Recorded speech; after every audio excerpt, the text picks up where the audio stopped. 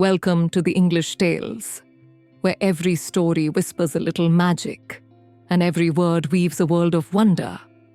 Settle in and let the tales begin. Today, listen to After the Dance Party by Leo Tolstoy. You say that a person cannot understand good and bad on their own, that everything depends on circumstances, that a person is a product of their circumstances. I do not believe this.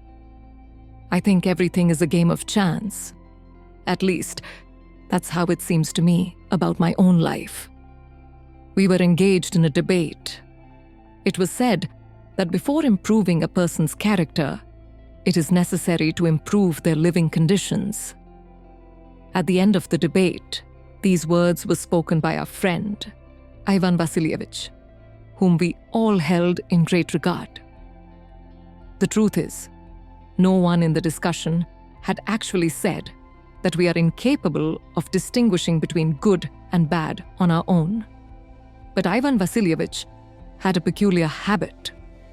During heated discussions, he would start answering the questions that arose in his own mind and would begin narrating life experiences related to those thoughts. While discussing an incident, he would often get so engrossed that he would lose sight of the actual purpose of the discussion. He always recounted events with great enthusiasm and sincerity. This time was no different. At least in my case, he said, I would say that my life was shaped not by circumstances, but by something else entirely. By what? We asked.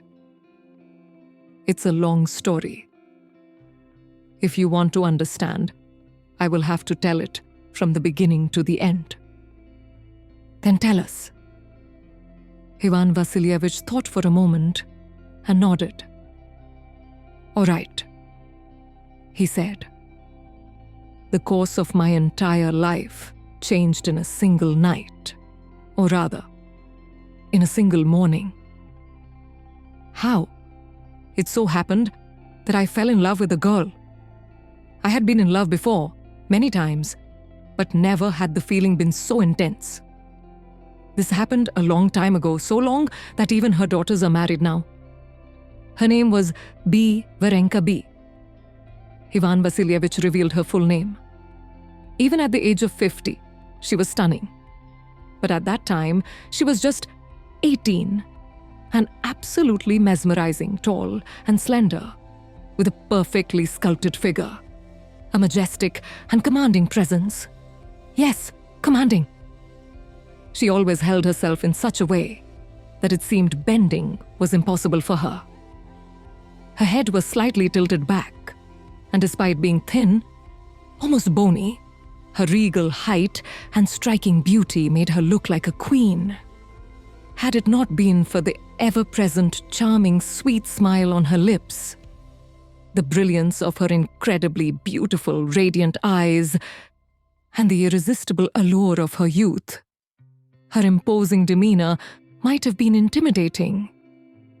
What a vivid picture you are painting, Ivan Vasilievich. Pure poetry.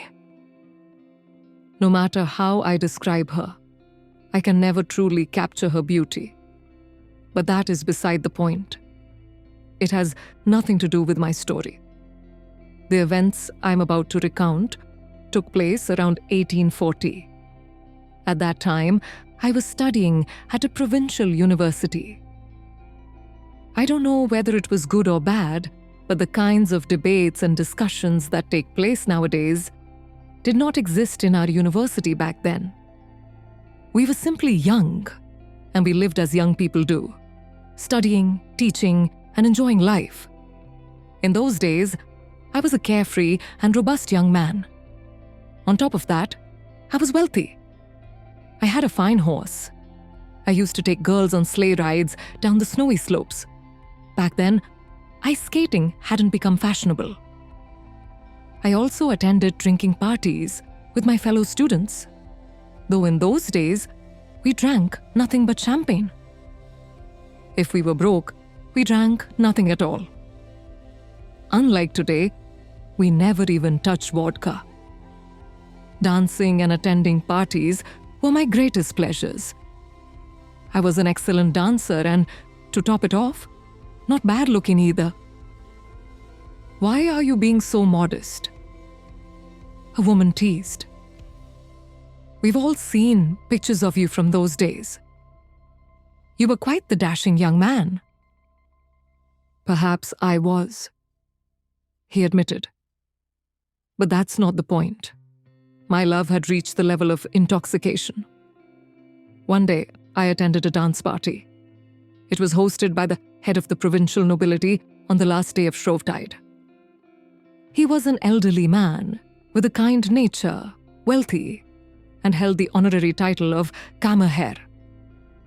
He had a passion for organizing such parties. His wife was just as amiable as he was. When I arrived at their house, she stood at the door beside her husband, welcoming the guests. She wore a velvet gown and a small diamond-studded headdress. Her shoulders were bare, just like in portraits of Empress Elizabeth Petrovna. Her fair and soft skin bore the first signs of aging. The dance party was magnificent. The hall had a gallery, and famous musicians of that era were present. They were serfs belonging to a nobleman with a love for music.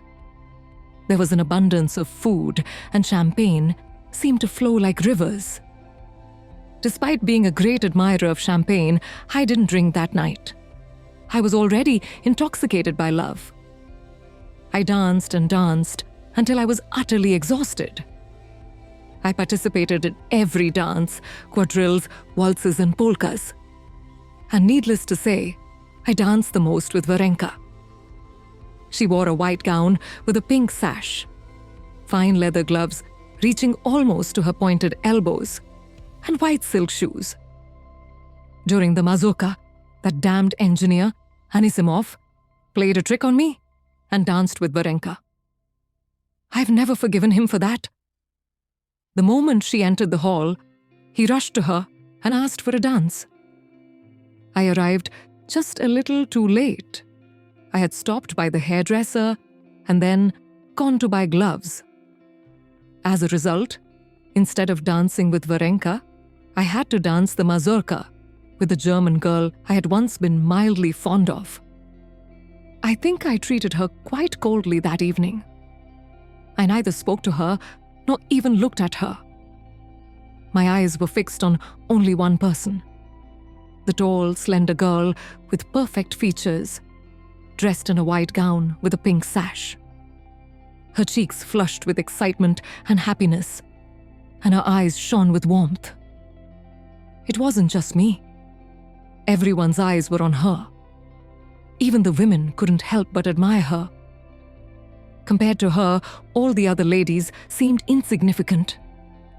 It was impossible not to be captivated by her beauty. Technically speaking, I wasn't her official partner for the mazurka. Yet I spent most of the time dancing with her. Without any hesitation or shyness, she would cross the entire room and come straight to me. I, too, would rush to her without waiting for an invitation.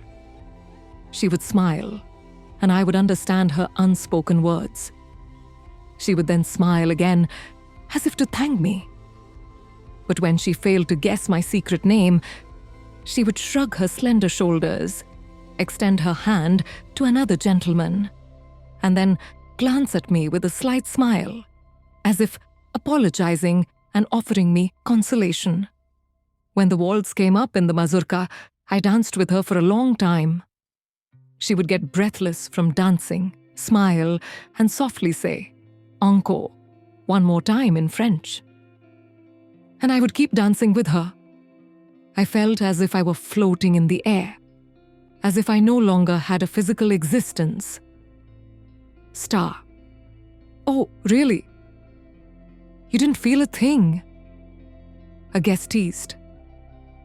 I'm sure you felt quite a lot when you placed your hand around her waist. Not just your own body, but hers as well. Ivan Vasilievich's face suddenly flushed with anger, and he raised his voice. "You're talking about your own generation, about today's young men. You people cannot think of anything beyond the body. In our time, the deeper our love for a woman grew, the more we saw her as a goddess. But today, all you see are legs, ankles, and bodily features. Your interest is only in your lover's naked body. But I, just as Alphonse Carr wrote, he was truly a great writer, mind you, always saw my beloved draped in bronze garments. Instead of uncovering her, we, like Noah's righteous son, always sought to shield her. But you wouldn't understand that. Don't mind him. Just continue your story." Another listener interjected. "Yes, so I kept dancing with her, completely losing track of time. The musicians were utterly exhausted. You know how it gets at the end of a dance. But they kept playing the mazurka melody. Meanwhile, in the drawing room, the elderly men playing cards, the women, and other guests started moving towards the dining tables. The servants bustled about. It was almost 3 o'clock. We wanted to savor the last remaining moments. I invited her to dance again, and we must have glided across the room for the 100th time. "Will you dance the quadrille with me after supper?" I asked as I escorted her back to her seat. "Of course, unless my parents take me home," she replied with a smile. "I won't let them," I declared. "Give me my fan," she said. "It pains me to return it," I replied, handing her the simple white fan. "Then take this, so you won't regret it," she said, and broke off one of the fan's ribs, giving it to me. I took it. My heart soared, overflowing with gratitude toward her. I couldn't utter a single word. Instead, I expressed my feelings through my gaze. At that moment, I felt immense joy and bliss. My heart swelled as if it had grown beyond its normal size. I felt like an entirely different person, as if I had transcended into another world where sin did not exist, where only goodness could be done. I hid the fan's piece inside my glove and remained standing beside her, as if my feet were nailed to the ground. "Look, they're asking my father to dance," she said, pointing toward a tall, well-built, and graceful man. He was standing near the doorway, with the hostess and other women, wearing a colonel's uniform adorned with silver epaulets. "Varenka, come here," said the hostess, her jeweled headdress glittering, her shoulders reminiscent of Empress Elizabeth's in portraits. As Varenka moved toward the door, I followed closely behind her. "Ask your father, ma chère, my dear in French, to dance with you," the hostess said. Then, turning to the colonel, she added, "Please dance, Pyotr Vladislavovich." Varenka's father was a tall, handsome, and well-proportioned elderly man, radiating vitality and well-being. His face glowed with health, his white mustache curled à la Nicolas Tino, like Tsar Nicholas I's in French, and his neatly trimmed sideburns seamlessly blended into his mustache. His hair, combed forward, covered his temples. His smile was charming and gentle, just like his daughter's. When he smiled, his eyes sparkled, and his lips parted in a warm expression. His physique was striking, broad-chested like a military officer, with a prominent chest adorned with a few medals, strong shoulders, and long, well-built legs. He was an officer of the old school, embodying the poise and demeanor of the officers from Nicholas I's era. As we reached the doorway, I heard the colonel politely decline, saying, "I am no longer accustomed to dancing."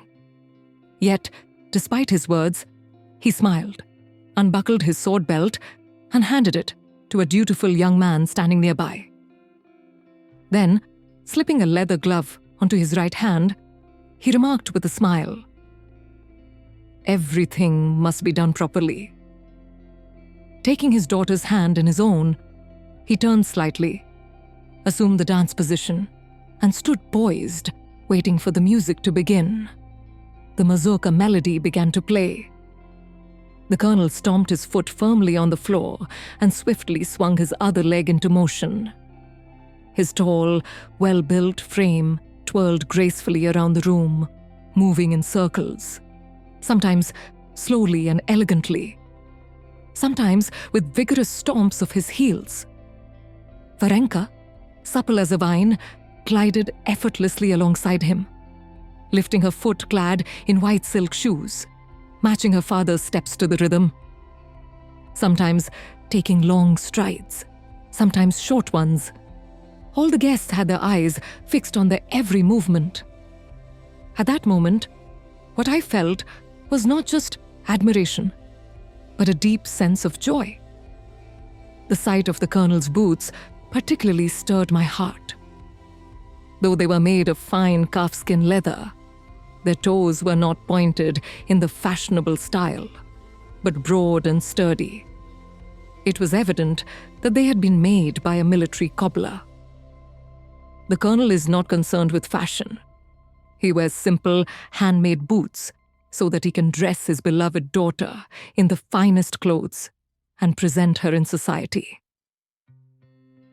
I thought to myself, this realization is what moved me when I looked at his boots. The colonel must have been an excellent dancer in his younger days. Now, his body had grown heavier, his legs had lost their former agility, and he could no longer execute swift and delicate turns as before. But he was certainly trying. Still, he managed to circle the hall twice with remarkable agility. Then, he quickly spread his legs apart, suddenly brought them together, and with some effort, knelt on one knee. Varenka, smiling, gracefully twirled around him, skillfully lifting the hem of her skirt from under his knee as she danced around him with poise. The audience erupted into applause. The colonel seemed slightly winded, but stood up, gently took his daughter's face in both hands, and kissed her forehead with affection. Then, considering me to be her dance partner, he led her toward me.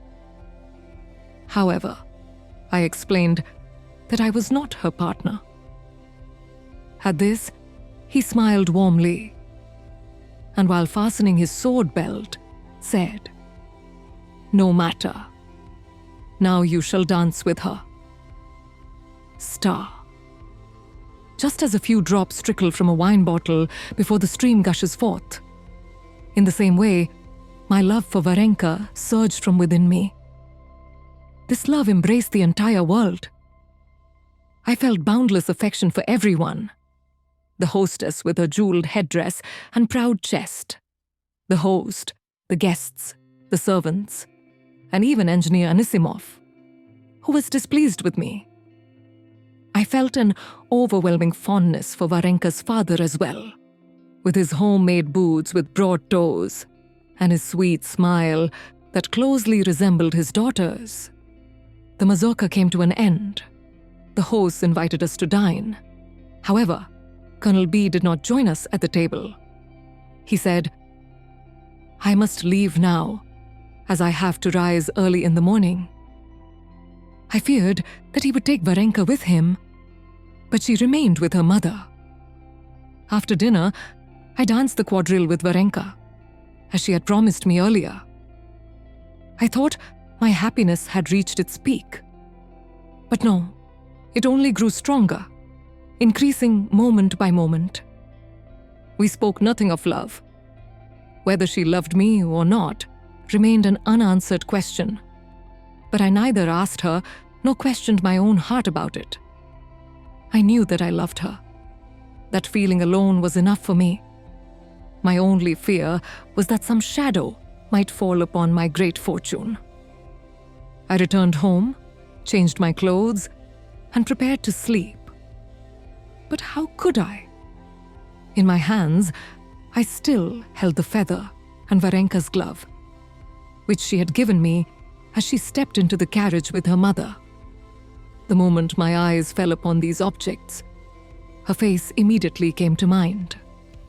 Sometimes, I saw her as she had been when, choosing between two dance partners, she had guessed my secret name and sweetly said, "It's a proud name, isn't it?" Before extending her hand toward me with delight. At other times, I recalled her at dinner, taking small sips of champagne while gazing at me fondly over the rim of her glass.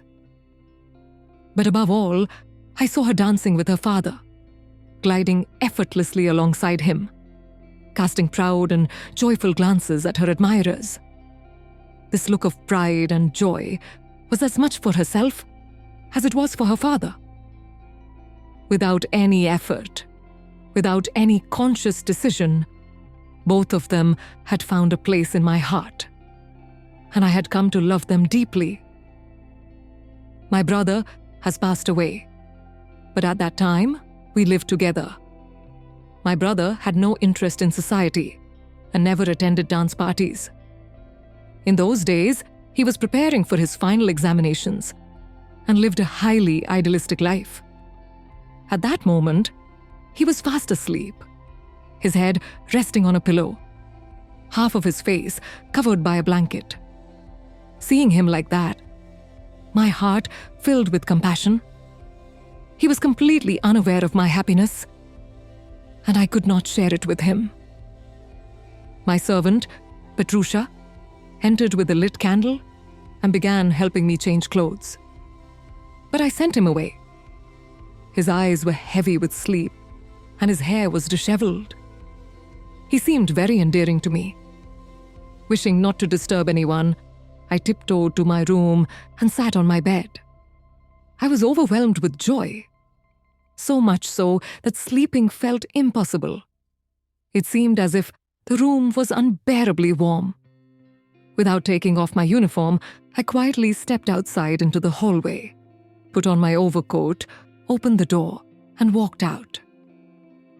I had returned from the dance at around 5 in the morning, and nearly 2 hours had passed since then. So, when I stepped outside, the day had already begun. The weather was typical of the Shrovetide season. A thick mist covered everything. The snow on the streets was melting, and water dripped steadily from the rooftops. In those days, the B family lived in the outskirts of the city. Their house was at the edge of an open field, with a girls' school on the opposite end. On one side was a popular walking area. Crossing the small alley in front of my house, I reached the main street. The street was bustling with people. Cart drivers were carrying wooden planks on their sleds, leaving deep tracks in the slushy road. Their horses were harnessed with gleaming tack, their wet heads bobbing rhythmically. The cart drivers, wrapped in bark mats and wearing large boots, trudged slowly through the muddy streets alongside their sleds. Everything seemed dear and significant to me. Even the houses lining both sides of the street, which loomed tall and imposing in the mist.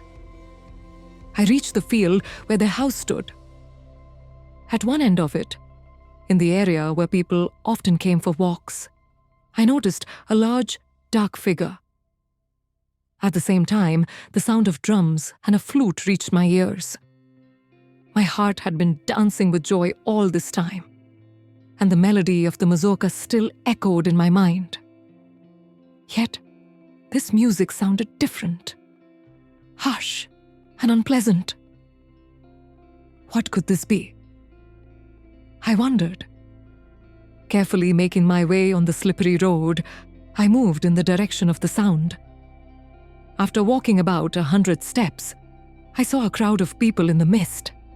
The situation became clear. They were soldiers. I assumed they were conducting their morning drill. Walking alongside me on the street was a blacksmith. He wore an apron and a jacket, both stained with oil in several places. In his hands, he carried a large bundle. I fell into step with him. As we approached, I saw that 2 rows of soldiers stood facing each other. They wore black coats, held rifles in their hands, and stood in complete silence. Behind them, a flutist and a drummer played that same harsh, jarring tune. We stopped. What are they doing? I asked the blacksmith. They're punishing that Tatar. The blacksmith replied angrily, straining his eyes to see the other end of the row. He tried to escape from the army. Startled, I too looked in that direction.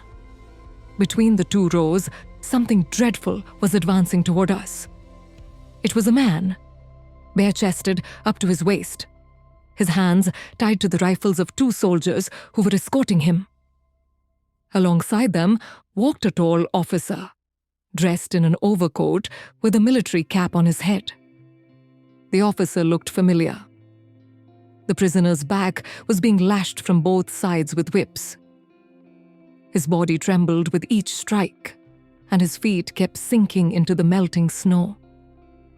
He moved forward slowly, hesitating at times, shrinking back in pain. When he did, the 2 soldiers, to whom he was bound, pushed him forward. And when he stumbled ahead too much, they pulled him back to keep him from falling. The tall officer marched beside them with steady steps, never falling behind. My eyes caught his glowing face, his bright mustache, and the white plumes at his shoulders. I recognized him instantly. It was Varenka's father. With each strike of the hunter, the prisoner's face twisted in pain. He writhed and turned toward the side from where the lash had landed, his white teeth flashing as he repeated the same words over and over. It was only when I got closer that I could hear them clearly. He was not speaking, he was sobbing. When he reached near me, I heard him say, "Have mercy, brothers. Brothers, have some mercy." But the brothers showed no mercy. He came directly in front of me. A soldier, with great force, stepped forward and struck the Tatar's back so hard that the sound echoed through the air. The Tatar nearly fell forward, but the soldiers holding him gave him a sharp tug, keeping him upright. Another whip lashed from the other side. Then again from this side. Then from that side. The colonel walked alongside him the entire time. Sometimes he looked down at his own feet, sometimes at the prisoner. He took deep breaths, puffed out his cheeks, and then slowly exhaled through pursed lips. As the procession moved past me, I caught a glimpse of the prisoner's back through the gap between the soldiers. It was multicolored, wet, red, and unnaturally distorted. I could not believe it was the body of a human being. "Oh, God," the blacksmith beside me muttered. The procession moved forward. The whips kept falling on the staggering, pleading man from both sides. The drum beats continued. The flute played that same sharp, jarring tune, and the imposing colonel marched alongside with an air of authority. Suddenly, the colonel stopped and strode briskly toward one of the soldiers. "I'll teach you a lesson for being lax." His angry voice rang in my ears. He began slapping the short, thin soldier hard across the face with his gloved hand, because the soldier's whip had not struck the Tatar's bloodied back with full force. "Bring a new whip!" the colonel shouted, then turned, and his gaze fell upon me. Ignoring me completely, he furrowed his brows in anger and quickly turned his back to me. I felt a deep sense of shame. I didn't know where to turn or what to do. It was as if I had been caught committing something vile. Lowering my head, I walked home as fast as I could. All along the way, the harsh sounds of the drum and flute rang in my ears. The desperate cries of, "Have mercy, brothers!" and the colonel's arrogant, enraged shout, "I'll teach you a lesson for being lax," echoed so loudly in my head that I thought my eardrums would burst. My heart ached so much that I felt nauseated. I had to stop several times along the road. Again and again, I had the urge to vomit, to purge the disgust that the scene had left inside me. I don't remember how I reached home or how I collapsed onto my bed. But as soon as my eyes began to close, the entire scene replayed before me. The voices rang in my ears again, forcing me to sit up abruptly on my bed. There must be something that man knows, but I do not. I thought to myself while pondering about the colonel. If I knew what he knows, I might also understand what I have witnessed. And perhaps then my heart wouldn't ache like this. But no matter how hard I tried, I couldn't grasp what the colonel understood. Star. As a result, I finally managed to fall asleep only in the evening, after visiting a friend's house and drinking blindly. Do you think I took away something terrible from this incident? Not at all. I concluded that if such an act was carried out with such conviction and was deemed necessary by everyone involved, then there must be something, some truth that all of them knew, but I did not. So, I too began searching for this hidden meaning.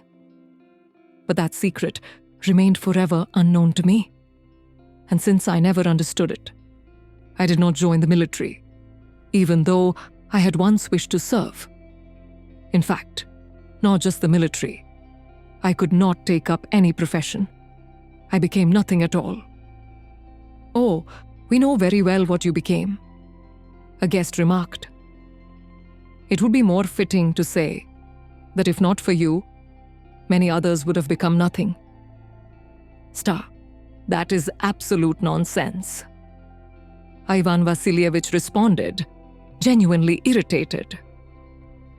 "Well then, what happened to your love?" we asked. "My love," he echoed. "My love withered that very day. Whenever that girl would smile and get lost in thought, as she often did, the image of the colonel standing in the field would flash before my eyes. I would grow uneasy, my heart restless. Eventually, I stopped meeting her, and little by little, my love faded away. Sometimes, such incidents change the entire course of one's life. And yet, you keep saying that circumstances are everything," he concluded. Thank you for joining us on this journey through words and wonder. Until our next tale, stay curious and keep dreaming.